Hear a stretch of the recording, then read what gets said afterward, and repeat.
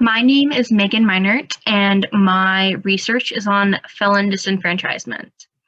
Felon disenfranchisement is a pervasive problem in the United States made worse by mass incarceration. One 2004 study found that if Florida had not permanently disenfranchised felons, Al Gore would have won the 2000 presidential election over 30,000 votes. Another study found that over 6.1 million people were unable to vote in 2016 due to a felony history. There has been ample research that finds that felon disenfranchisement alienates felons from their communities, and felon enfranchisement reduces recidivism rates. When felons are enfranchised, they feel like members of their communities.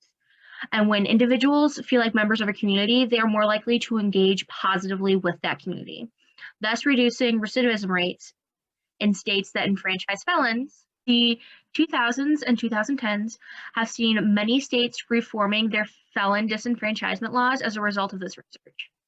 Some states cited that the reason they enfranchised more felons was to help reduce recidivism rates. Effective August 2020, Iowa Governor Kim Reynolds signed Executive Order 7, which established the automatic restoration of voting rights to felons who have finished their prison sentence, parole, and probation. The only exception being felons convicted of homicide and other related offenses. This law cited interest in felon enfranchisement in order to reduce recidivism rates in Iowa. In order to predict how effective this policy will be in reaching its goals, this research looks at two things. First, this research looks at various punishment and sentencing theories in order to determine which theories this law falls under, and how these theories may impact recidivism rates. Second, this research compares various states' recidivism rates before and after each state instituted a law enfranchising more felons. First, theory. Executive Order 7 has some rehabilitative and punitive elements. Rehabilitative elements focus on helping felons reintegrate back into society and helping them build skills in order to help them stay in their communities. One way that Executive Order 7 is rehabilitative is it cites interest in allowing some felons to be able to vote as a way to help them reintegrate and re-enter society as citizens and members of society. Rehabilitative methods and laws that focus on rehabilitative measures for felons are more likely to help reduce recidivism. And then punitive measures are measures that focus on punishing an individual for wrong that they have done.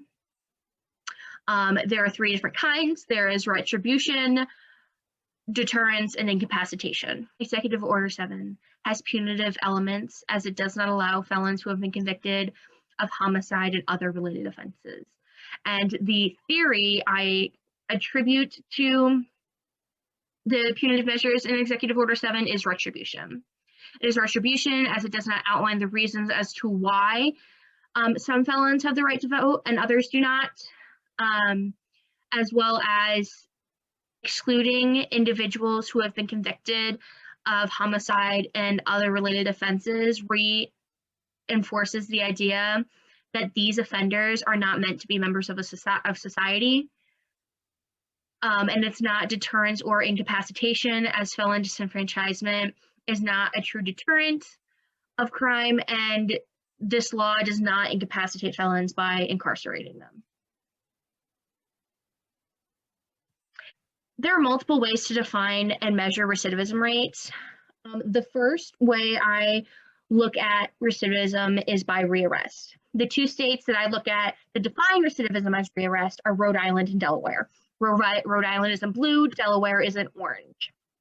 This graph shows that Rhode Island recidivism rates occur from 2004 to 2013, with the law change occurring in 2009. This graph has 0, indicating the year the law changed. So for Rhode Island, 0 is 2004. And then Delaware recidivism rates occur from 2008 to 2015, with 0 being 2013. Anything negative is from years prior. Anything positive is years after the law change.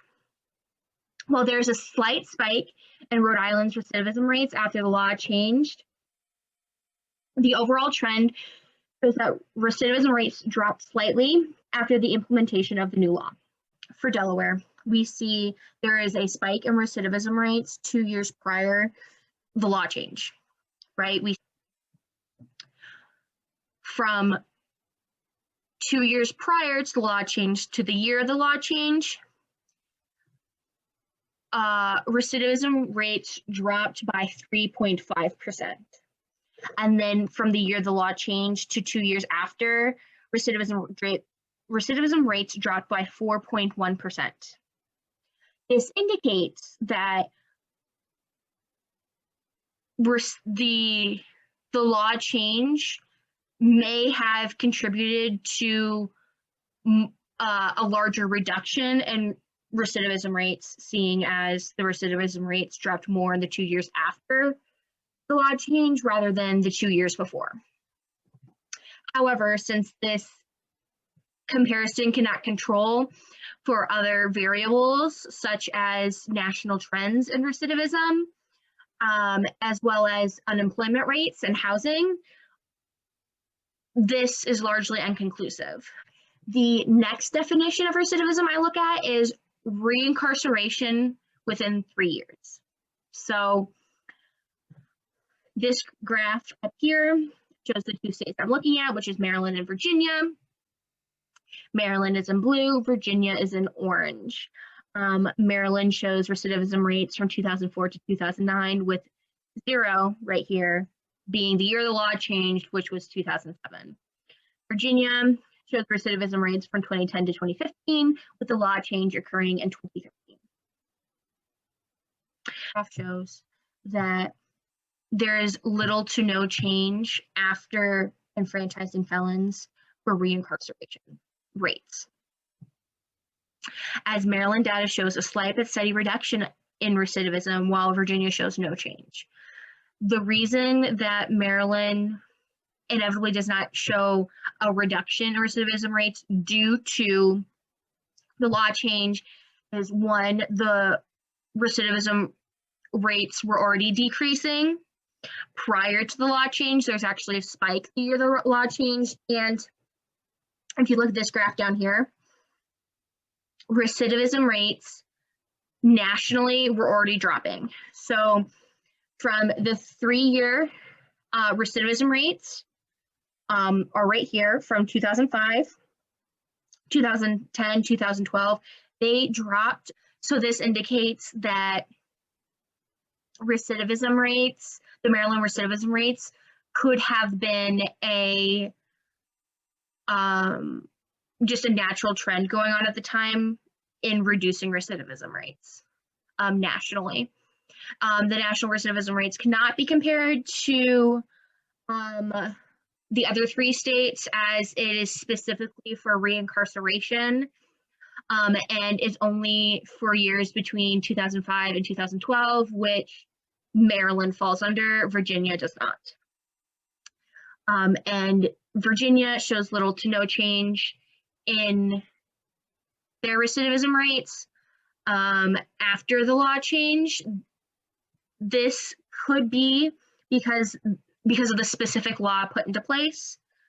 The law that was specifically put in place was meant to enfranchise more felons, as it got rid of the wait time felons had, as it got rid of the waiting time felons had after probation to apply to get their rights back.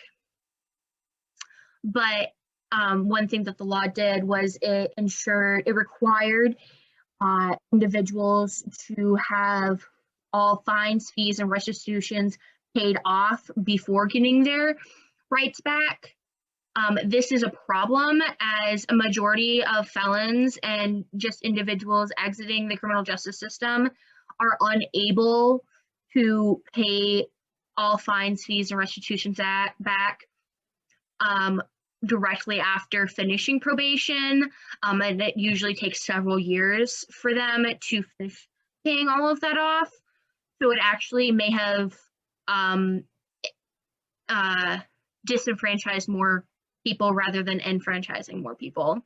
And this may be why recidivism rates actually stayed stable. Unfortunately, my research was largely inconclusive as to how recidivism rates will look in the next couple of years for Iowa, since the new felon enfranchisement law has been established. What we do know is that it will either have a neutral or positive effect on recidivism rates. There is no evidence to suggest that felon enfranchisement will increase recidivism rates. This study has also opened doors to other possible policy and research in the future, such as standardizing definitions of recidivism. Thank you.